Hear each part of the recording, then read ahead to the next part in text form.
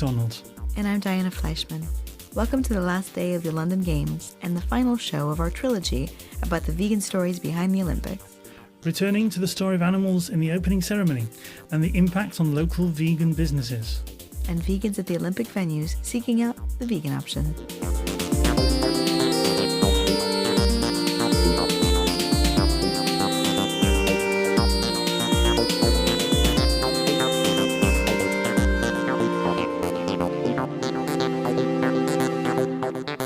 I've enjoyed being in London during the Games. The Games volunteers in their pink jackets trying to help people. The athletes in their national colours around the city. The background hum on the news of people winning medals. Even the weather was good. And in the last show, I even got to interview a vegan Olympian. Well, I mostly stayed out of London, even though I have been enjoying the weather. And I have to say, I felt really out of the loop of popular culture. I thought Usain Bolt was an energy drink until a couple of days ago. And I've done this before. When I lived in Atlanta during the 1996 Olympics, I visited my grandmother in Munich. Where did you go when the Olympics were in Munich? In 1936. I'm not quite as old as you, Ian. But even though I'm like an American Olympic Grinch, Ian's interview with Caroline warmed my heart, especially as I learned he cycled over there, the only exercise he got all week. That's how close we are to the Games, 20 minutes on the cycle. Sandra Hood, the dietitian we interviewed in the first show, emailed us to say the Olympics appear to have engaged the whole of the UK population, who I feel have embraced it. Most vegans I know keep fit and active. However, it is a shame that the majority of the UK are spectators rather than participants. Nevertheless, hopefully it has motivated people to get more active. Well, I've been trying to get more active, but not because I'm trying to look like hard-bodied Olympians. Now, when I posted that interview, Cara's team were battling France for the bronze medal, that interview with Cara Lang. No one had scored, and the game had gone into extra time.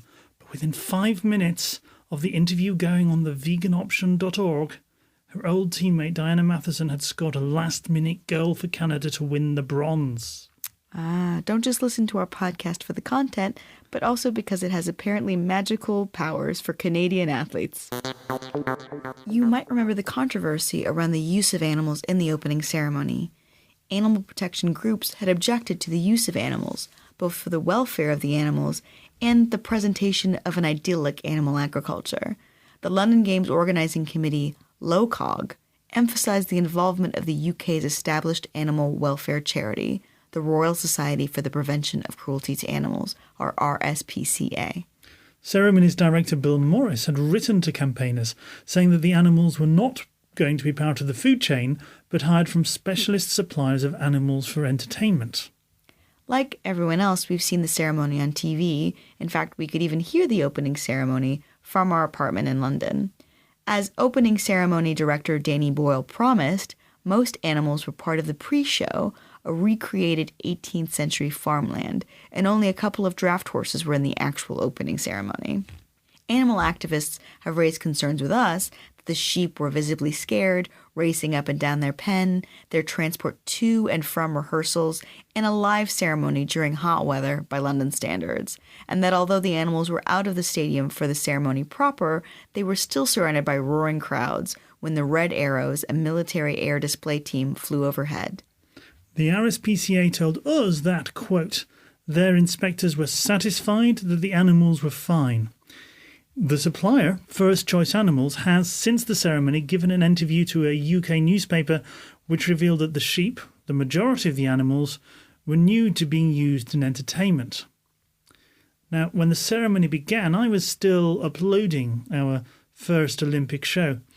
Diana, you've spent more time with animals than I have. What did you think of the ceremony? Yeah, I've spent a lot of time as a kid around chickens and horses, pigs, goats, lots of other animals. And I only really saw the draft horses. One was cantering and one was trotting, which made it look a bit like they were stressed, since they're not actually meant to move asynchronously, that is, at different gaits. Last show, I said it would be better to use animals that had been in these kinds of settings before, as they'd be more desensitized. But then again, the animals wouldn't really be good for the show if they had been frightened from an entertainment standpoint. Nobody wants to see animals cowering in corners. I put activist concerns, particularly about the sheep, to the director of supplier First Choice Animals, Jill Clark.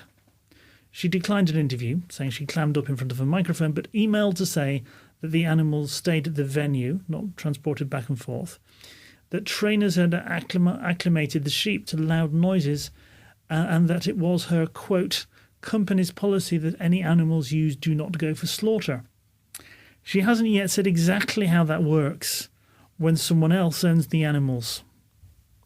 Liz Tyson, director of one of the campaigning groups that had objected to the use of animals, doesn't think that's enough. She said, quote, that the animals will be spared slaughter in order to live a life of being used for commercial gain in another industry is hardly cause for celebration. You were also trying to get to the bottom of when organizers LOCOG involved the RSPCA. They said they'd involved the RSPCA before the decision to use animals was confirmed. Since then, after repeated questions, the LOCOG spokeswoman has told me that the RSPCA was involved after the decision was made to use a concept that involved animals. She says the RSPCA was then involved from the start of the creative process of turning that concept into reality. Is that a little complicated? Well, Ian's going to blog breaking down the correspondence from LOCOG on theveganoption.org. Animals apart, what did you think of that very British ceremony?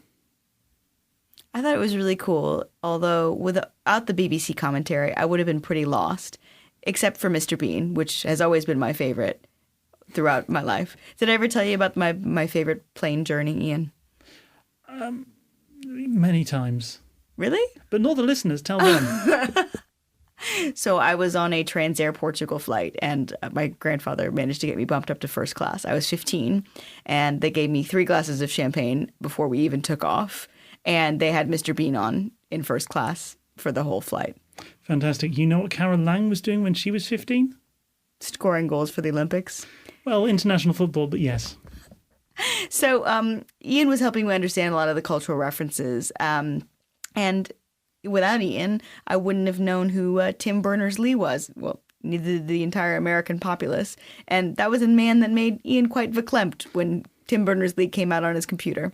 And if you're watching the ceremony in America where the presenters wanted you to just Google him, he invented the World Wide Web. And you wouldn't be listening to even this show without him.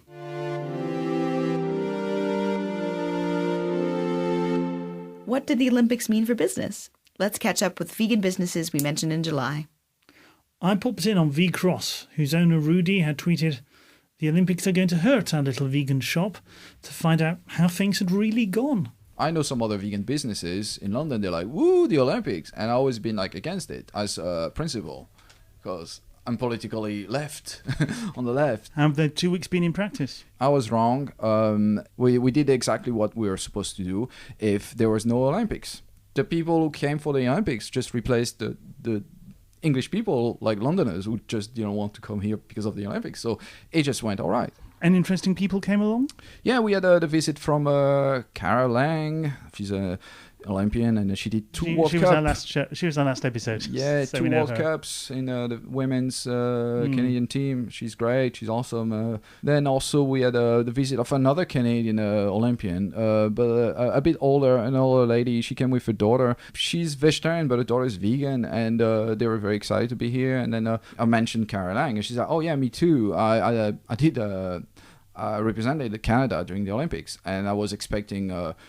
Gymnastic or whatever, and then I found out she was taekwondo. She did the Olympics as in the taekwondo team, and it was really interesting because she didn't look like somebody who can kick my head. I didn't say that. It was just very interesting. So I would say I regret I didn't ask her name. I totally forgot. I should have asked her name and check how she did and which year she was in. And I think there's been some other people from the Olympics, because I've seen some people wearing the official basically team tracksuits and things like that. So I'm not really sure because I didn't ask anything. I didn't want to. Which team did they look like? They look like South Americans to me. So I don't know. They were like. Could be Spanish. I totally forgot. I just saw them and I was like, okay, I'm not going to ask anything. And then that's it. I just didn't want to be creepy. Well, We have no fear of being creepy or Google stalking people on this show, so we looked her up, and that was Shelley Vitesse-Bert, who competed at Barcelona in 1992. Vegan Bakermas Cupcake told me the same thing about her shop. Our friendly neighborhood anarchist vegan cafe, Pogocafe, whose volunteers talked to us about the games, said they'd been really busy but had fewer volunteers. Also, Miss Cupcake was involved in the games.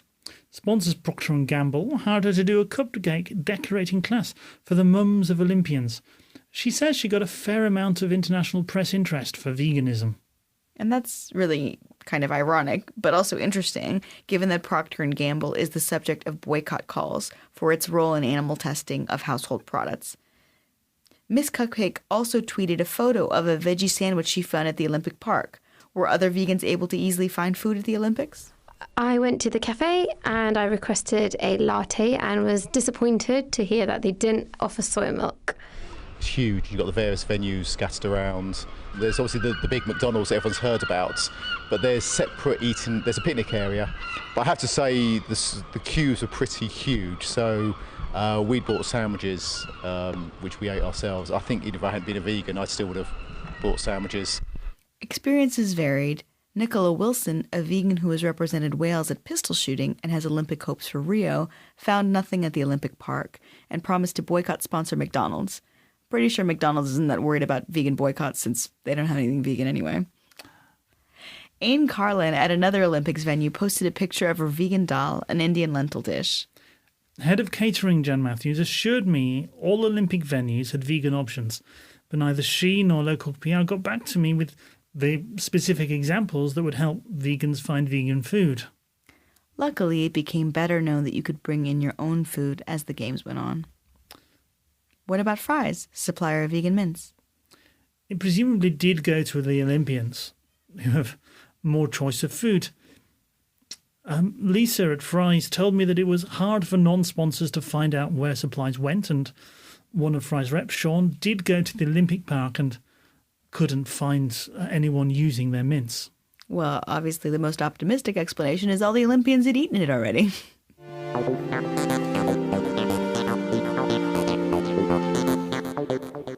And that's the games. As we record this, the closing ceremony is ongoing. And I feel a little relieved because checking Twitter, people are telling me I'm not missing much.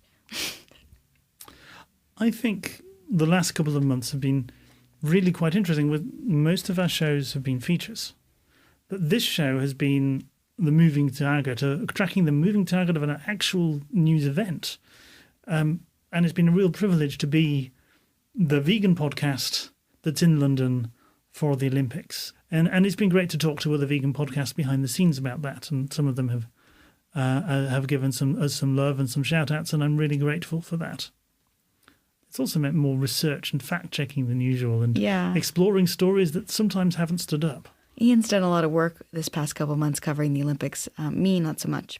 So, at the start of the games, we let you know who was sponsored by a vegan company and about the vegan-ish Williams sisters.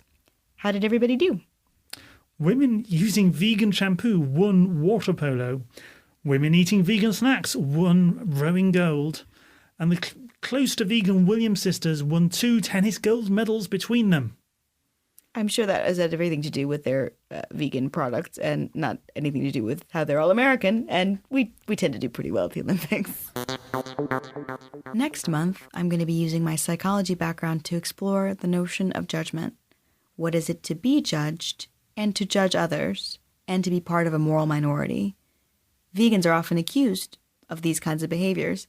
But what does it mean? And is it really true? Subscribe on iTunes, Stitcher, or your choice of podcatcher to never miss a show. But don't subscribe via carrier pigeon. That's not vegan. Follow us and tweet us, which doesn't involve real birds, just a picture of a bird, at Vegan Option on Twitter. You can like us and comment at facebook.com/veganoption and leave a comment about the show or the Olympics or pretty much anything you'd like at theveganoption.org. Rob Masters wrote the music. I'm Diana Fleischman, and I made the tea. And I'm Ian MacDonald, reporting and producing, and the tea was very nice.